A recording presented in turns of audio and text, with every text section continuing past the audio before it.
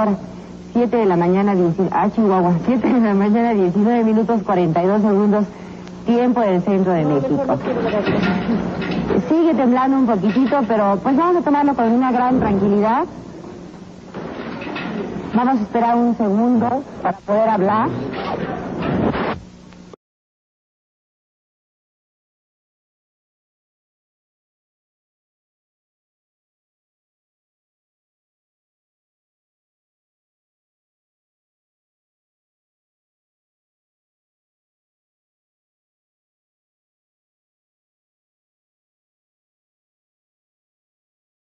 El terremoto del jueves 19 de septiembre de 1985, conocido como el Terremoto de México de 1985, afectó en la zona centro, sur y occidente de México y ha sido el más significativo y mortífero de la historia escrita de dicho país.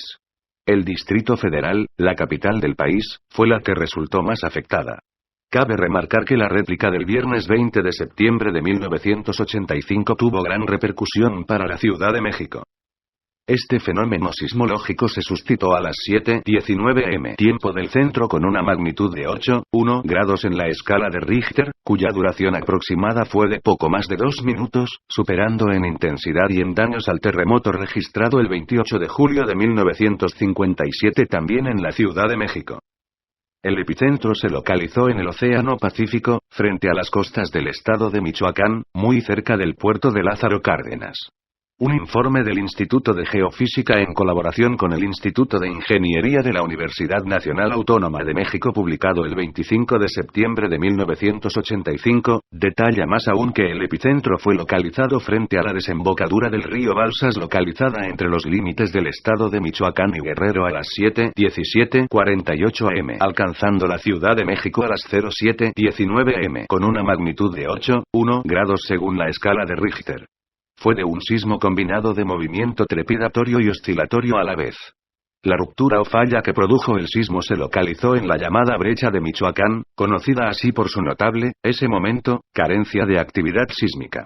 Se ha determinado que el sismo fue causado por el fenómeno de subducción de la placa de Cocos por debajo de la placa norteamericana. Una de las diversas apreciaciones en cuanto a la energía que se liberó en dicho movimiento fue su equivalente a 1,114 bombas atómicas de 20 kilotones cada una. Nunca se ha sabido un número exacto de víctimas debido a la censura impuesta por el gobierno de Miguel de la Madrid. La ayuda internacional fue rechazada en un principio por el primer mandatario, e inclusive se sabe que en el espacio aéreo del Aeropuerto Internacional de la Ciudad de México un avión de ayuda humanitaria de Cáritas Internacional sobrevolaba ya que no le daban permiso de aterrizar y fue por orden de la primera dama que el avión y la ayuda internacional logró entrar para ayudar a los cuerpos de rescate mexicanos que en ese momento no se daban abasto. Al ver sobrepasadas las capacidades del gobierno, este decidió aceptarla. Años después se hicieron las siguientes apreciaciones al respecto. Muertes. El gobierno reportó el fallecimiento de entre 6 y 7 mil personas e incluso llegó a suponer que la suma final fue de 10.000.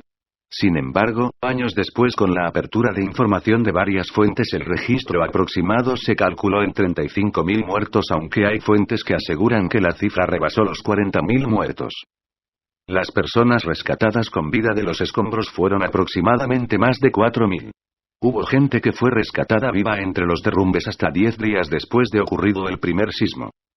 El número de estructuras destruidas en su totalidad aproximadamente fue de 30.000 y aquellas con daños parciales 68.000. Entre los edificios más emblemáticos derrumbados o parcialmente destruidos durante el terremoto fueron, o el edificio Nuevo León del conjunto urbano Nonoalco-Tlatelolco, o los edificios A1, B2 y C3 del multifamiliar Juárez. O Televicentro actualmente Televisa Chapultepec. O los televiteatros actualmente Centro Cultural Telmex. O una de las torres del conjunto Pino Suárez de más de 20 pisos que albergaba oficinas del gobierno. O los lujosos hoteles Regis, de Carlo y del Prado ubicados en la zona de la Alameda Central. O varias fábricas de costura en San Antonio Abad en la cual murieron muchas costureras. Asimismo se cuentan hospitales como el Hospital Juárez, Hospital General y Centro Médico Nacional donde se llegó a rescatar a poco más de 2.000 personas a pesar de que en el derrumbe quedaron atrapados tanto el personal como los pacientes que se encontraban en ellos. Es notable el hecho de que en los hospitales que se derrumbaron, una parte de los recién nacidos, algunos de ellos en incubadora, se lograron rescatar. En especial 3 recién nacidos, 2 niñas y un niño que fueron rescatados de los escombros del Hospital Juárez 7 días después del terremoto.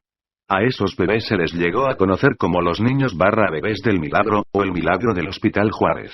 La razón de este sobrenombre fue que en los 7 días que estuvieron bajo los escombros, los bebés estuvieron completamente solos, no hubo nadie que les diera de comer o beber, nadie que los cubriera y les diera calor, y a pesar de tener todo en contra, los 3 salieron vivos. Se recuerda que al momento de sacar al primer bebé, una niña, todos los rescatistas y trabajadores pararon e incluso apagaron toda la maquinaria a la espera del llanto del bebé, que vino unos instantes después, corroborando que se encontraba con vida.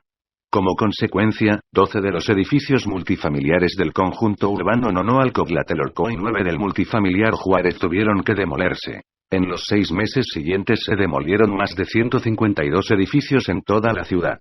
Se recogieron 2.388.144 m de escombros. Tan solo para despejar 103 vías consideradas prioritarias se retiraron 1.500.000 t de escombros, 110.600 viajes de camiones de volteo. 5. Más de 1 millón usuarios del servicio eléctrico quedaron sin servicio, y a los 3 días del suceso solo se había restablecido el 38% de este. Entre los daños a este servicio se cuentan 1,300 transformadores, 5 líneas de transmisión, 8 subestaciones y 600 postes de luz. 5. El sistema de transporte colectivo Metro quedó afectado en 32 estaciones. La mayoría reanudó el servicio en los días subsecuentes de ese mes, sin embargo la estación Isabel la Católica no lo hizo.